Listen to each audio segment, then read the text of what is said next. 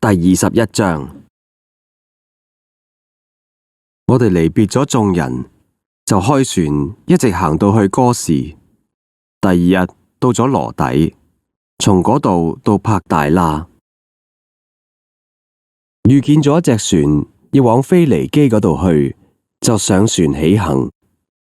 望見居比路，就從南邊行過，往敘利亞嗰度去。我哋就喺推羅上咗岸，因為船要喺嗰度卸貨。揾到門徒之後，就喺嗰度住咗7日。佢哋被聖靈感動，對保羅話：唔好上耶路撒冷嗰度去。過咗幾日，我哋就起身前行。佢哋眾人同妻子兒女送我哋到城外，我哋都跪喺岸上邊祈禱，彼此辭別。我哋上咗船，佢哋就返咗屋企啦。我哋從推羅行盡咗水路，嚟到咗多利買，就問嗰度嘅弟兄安，同佢哋同住咗1日。第二日，我哋離開嗰度，就入咗去傳福音嘅腓利屋企裏面，同佢同住。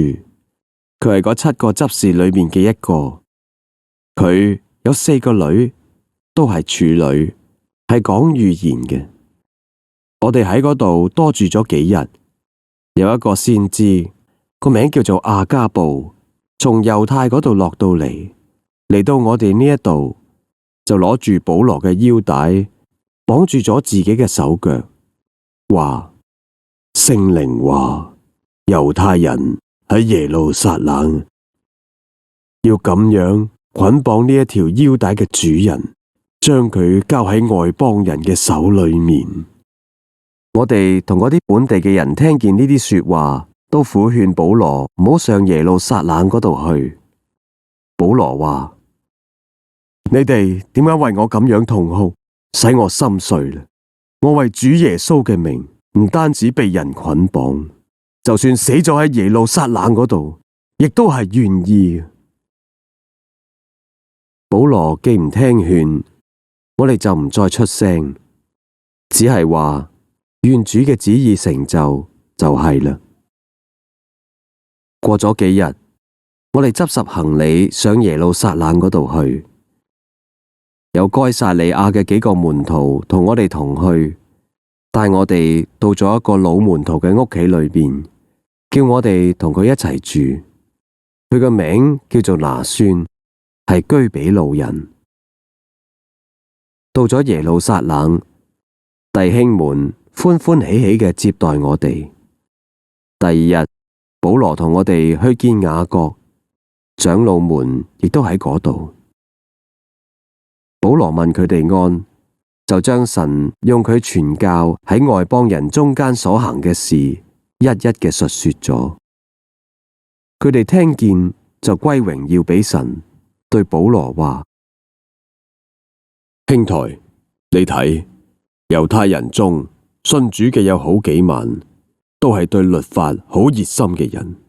佢哋聽見人話，你教導一切喺外邦嘅猶太人離棄摩西，對佢哋話唔好幫孩子行割禮，亦都唔好遵行規條。佢哋一定都聽到你已經嚟咗，咁樣可以點辦呢？你就照我哋嘅說話做啦。我哋呢度有4個人都有願喺身，你帶佢哋去，同佢哋一齊行潔淨嘅禮，替佢哋攞出要俾嘅錢，叫佢哋得以剃頭。咁樣眾人就可以知道之前所聽見你嘅事都係虛嘅，並且知道你自己為人都係一個循規蹈矩、遵行律法嘅人。至於信主嘅外邦人，我哋已經寫信而定，叫佢哋謹記嗰啲祭偶像嘅物同埋血，並且勒死嘅牲畜同奸淫。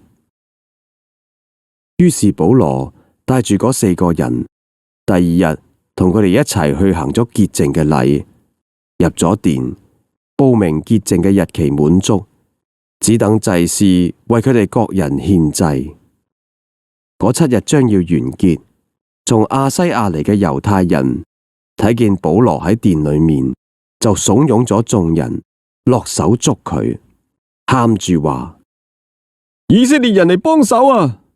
呢個就係喺各處教訓眾人，踐踏我哋百姓同埋律法，並且呢一個地方嘅。佢又帶住希利尼人進入聖殿，污穢咗呢一個聖地。呢啲說話係因為佢哋曾經睇見以弗所人特羅菲摩同保羅喺城裏面，就以為保羅帶佢入咗聖殿，於是全城轟動，民眾一齊跑嚟捉住保羅，拉出去殿外面，殿門就立即閂埋咗啦。佢哋正想要殺佢，有人報信俾營裏面嘅千夫長話：耶路撒冷合城都亂啦。千夫長立時帶住兵丁同幾個百夫長跑落去到佢哋嗰度，佢哋見千夫長同兵丁，就停止唔再打保羅。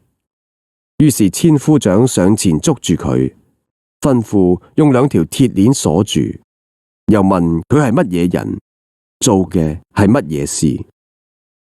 眾人又喊叫呢一個嘅，又喊叫嗰一個嘅。千夫長因為咁樣嘅亂樣，得唔着實情，就吩咐人將保羅帶入去營樓嗰度去。到咗台階上邊，眾人擠得兇猛，兵丁唯有將保羅抬起嚟。眾人跟喺後面喊住話：除掉佢！將要帶佢進入營樓。保羅對千夫長話：我對你講句說話，可唔可以？佢話：你識得希利尼話咩？你莫非係從前作亂，帶領4000兇徒喺曠野去到埃及嘅人咩？保羅話：我本來係猶太人，生喺基利家嘅大數，並且唔係無名小城嘅人。求你准我對百姓說話。千夫長批准咗，保羅就站喺台階上面，向百姓做咗一個手勢，佢哋都靜默無聲。保羅就用希伯來話對佢哋話：